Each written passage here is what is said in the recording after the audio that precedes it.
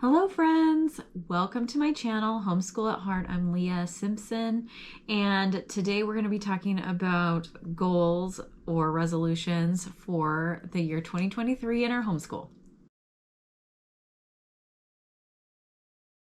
So today is a homeschool show and tell video. I participate in a collaboration hosted by Abby from Rooted in Rest and Jessica from the Waldock Way every month.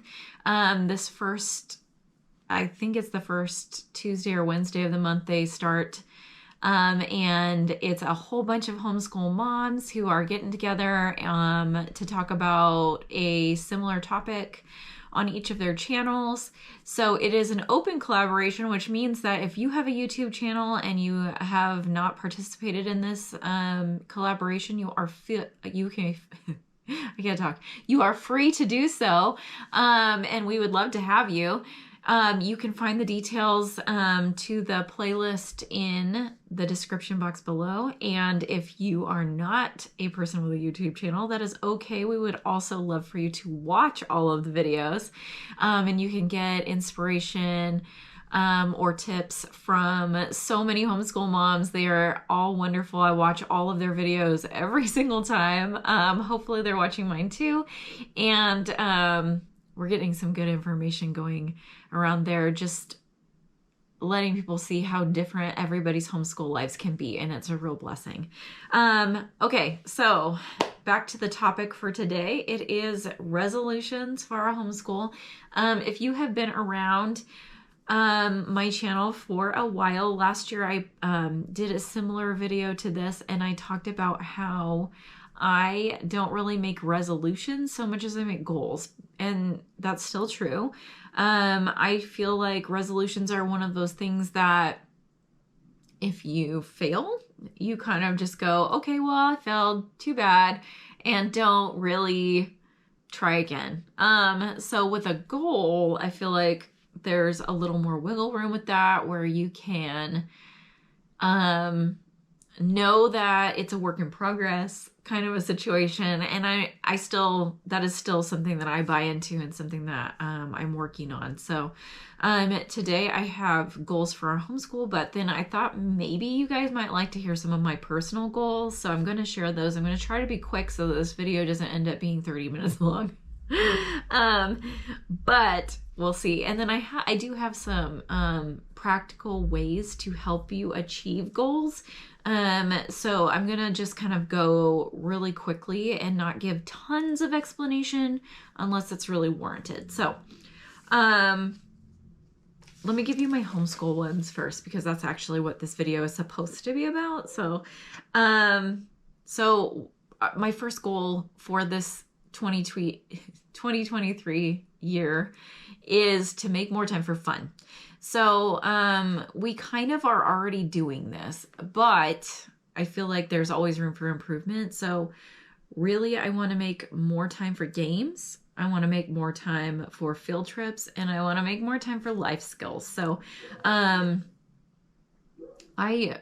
have had field trips on my brain so much in the last few months. And we basically revamped our whole school experience this year, and we're really loving it. And part of it was that I had planned to do a monthly field trip, and we have not been doing that. Part of it is because I'm trying to work around extra schedules and things like that, and I just think that I need to not do it. I need to just say, this is when we're doing the thing. If you can come.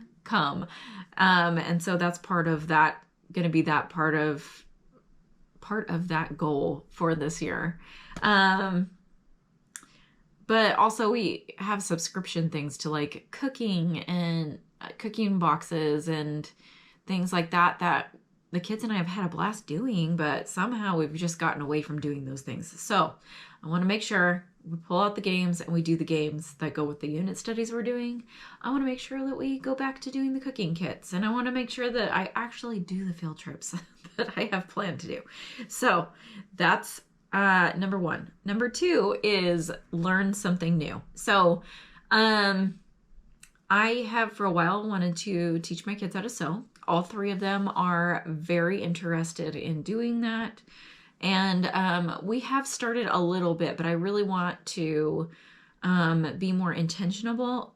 I want to be more intentional about teaching them that important life skill. So that is going to be our art for the next 4 at least weeks, probably longer, just so I can make sure that we do this once a week. We do art every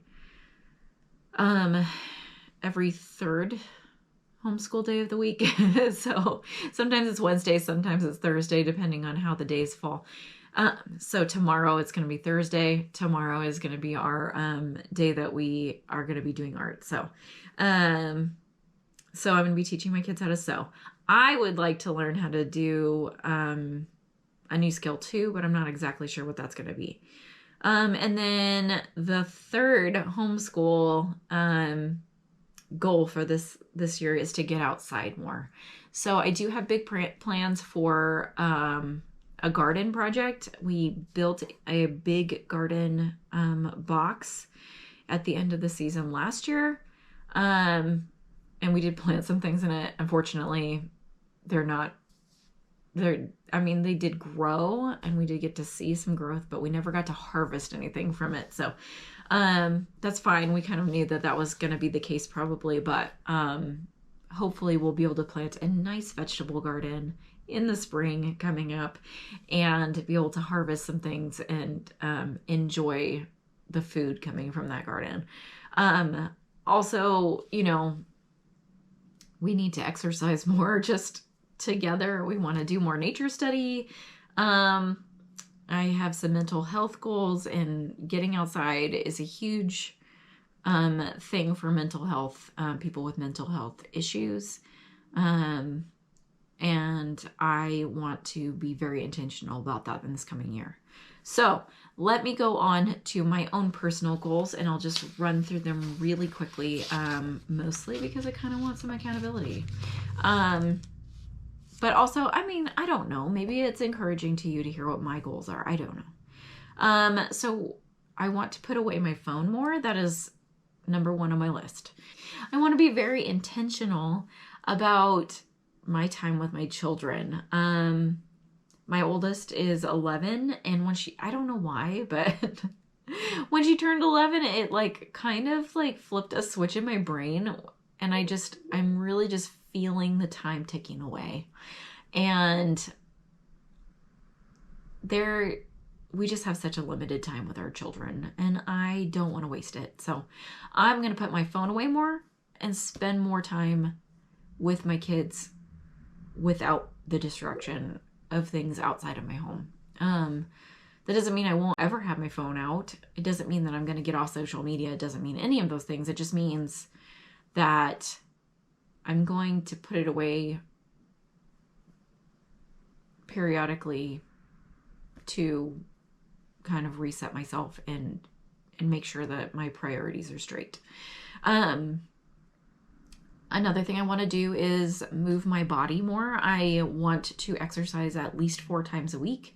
We do formal schooling 4 days a week, and so I feel like I can put exercise for myself into those days. So I'm gonna do my best to do that. And then I'm gonna look for ways to feel healthier. One of the things my husband and I are doing is intermittent fasting. So we're eating dinner at night.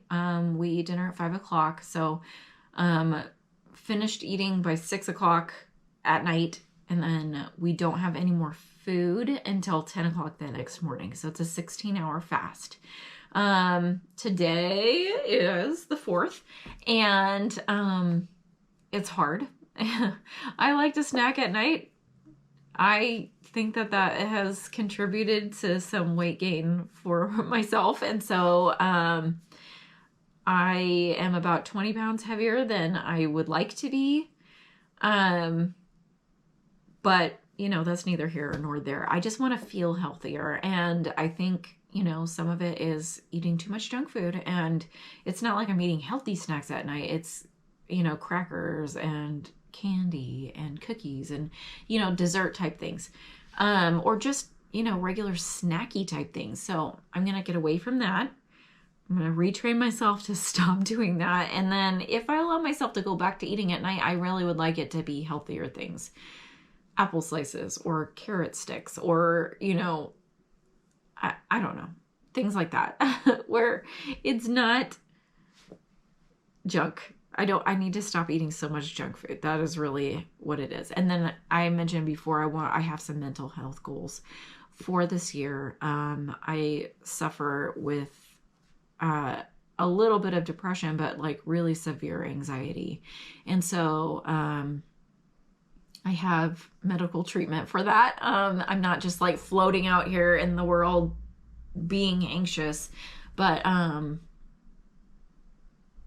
really need to get some things figured out for myself this year. And I have some ways to do that, but it would take way too long to explain all of that here.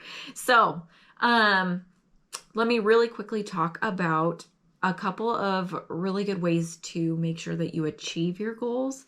I have been doing a lot of research on this recently because of, not recently, but like in the last couple of years. Because I feel like I'm a very motivated person, but for some reason, I cannot always achieve my goals, and it is frustrating to me as a type A personality.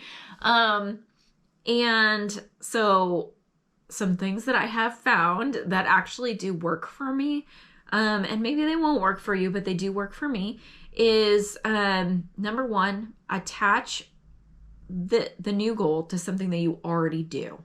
So for instance, I last year wanted to make sure that I read my Bible every day. And I got an app on my phone, the Bible app, I think it's Bible Gateway maybe. It just looks like a little brown Bible, and it is a digital version. So you can also have it read out loud to you. And so what I have done is attach that to, I take a shower every day. It is very important to me. It wakes me up in the morning. It gets me going throughout the day. I need to take a shower. I only wash my hair a couple of times a week, so my showers are very quick, but I need that like 5 to 10 minutes to myself to get going every day. And so I have attached my Bible reading to the peace and quiet that I get in the shower for that 5 or 10 minutes.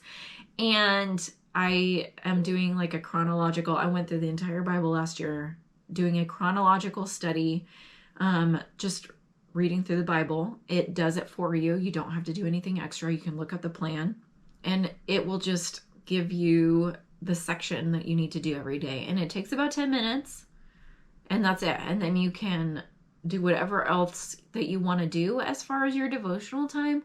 But I was finding, even with older kids, that I was having a really hard time. People always are like, just get up early, get up before your kids. It's going to be great. You could do your devotion time by yourself before they even get up. And I'm like, my kids, I don't know what it is about my kids, but they like have magic ears or something. But they, no matter what time I get up, my oldest child will wake up. And she has been like this for her whole young life. She's 11 now, and she is a chatterbox. She doesn't want to sit quietly.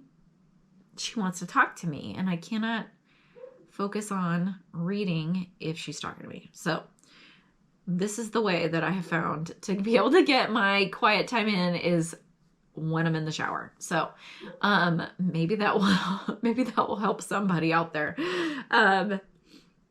The second, it actually is related to this. The second way that I have found to make goals more achievable for myself is to get accountability. So it is connected to this Bible app situation. We started going to a small group last year, which was life-changing to us. So if you are in our small group, We love you. Thank you so much for being a part of our lives. You have changed us, and we are so thankful for you.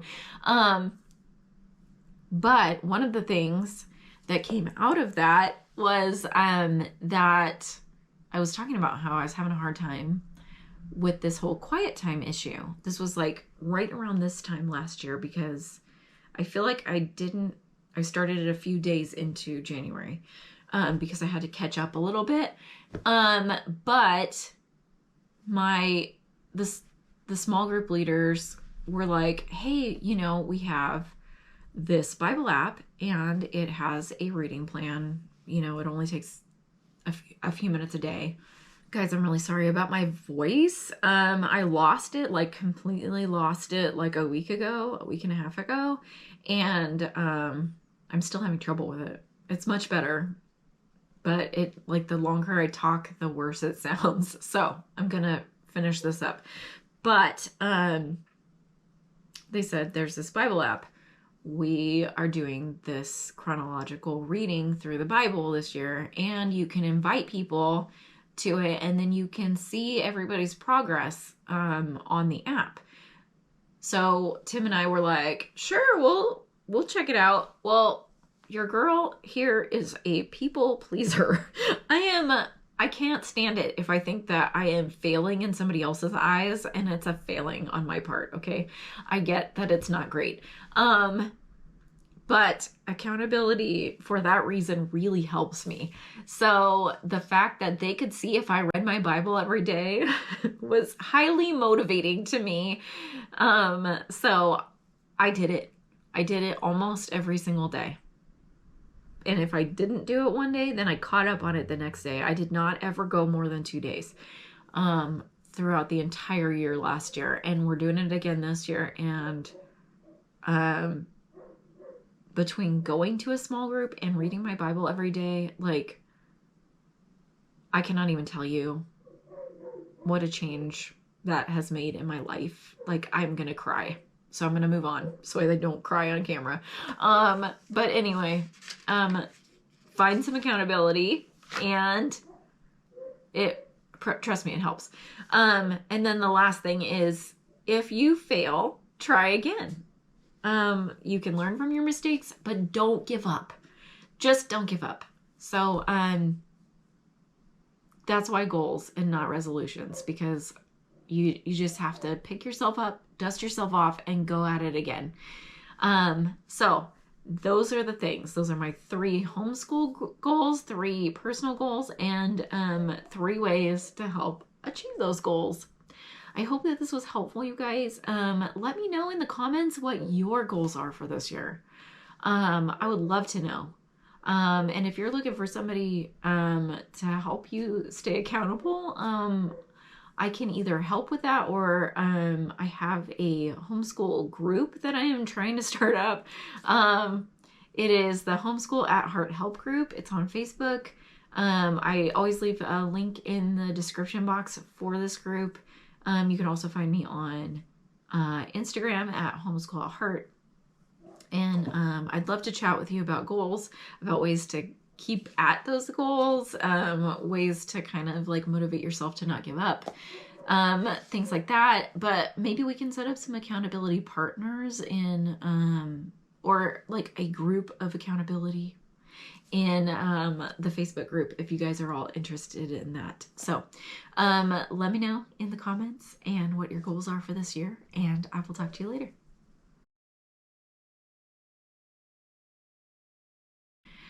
Okay, guys, thanks for making it all the way to the end.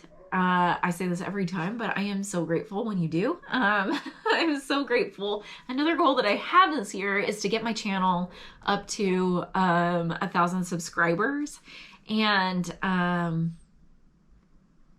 to hopefully monetize the channel. I mean, I would love that this hobby turn into actually something that is beneficial for my family in more ways than just me researching how to be a better homeschool mom.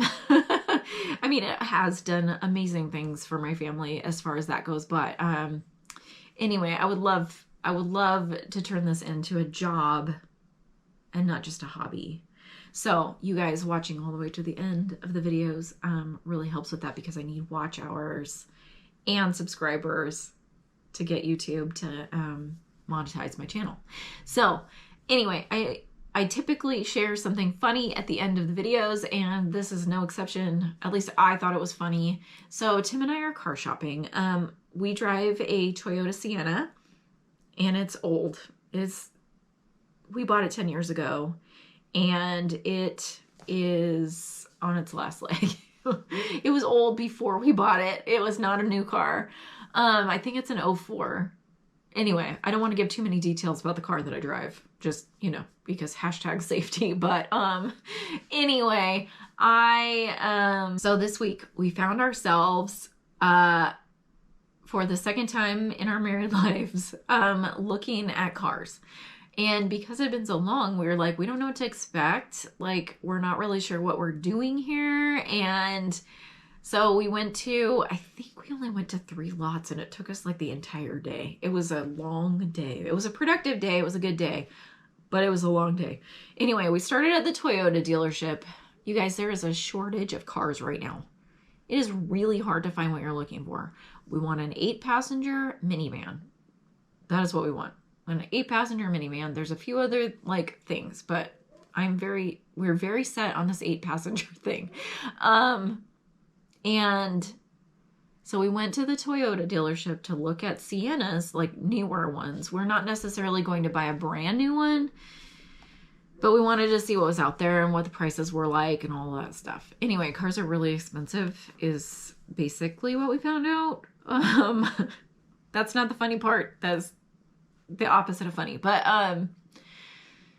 anywho, we met some really great salespeople. We also went to there was one car on the lot that we would maybe think about getting, but it wasn't perfect. So we were like, we're gonna keep looking. We're not really ready to buy quite yet.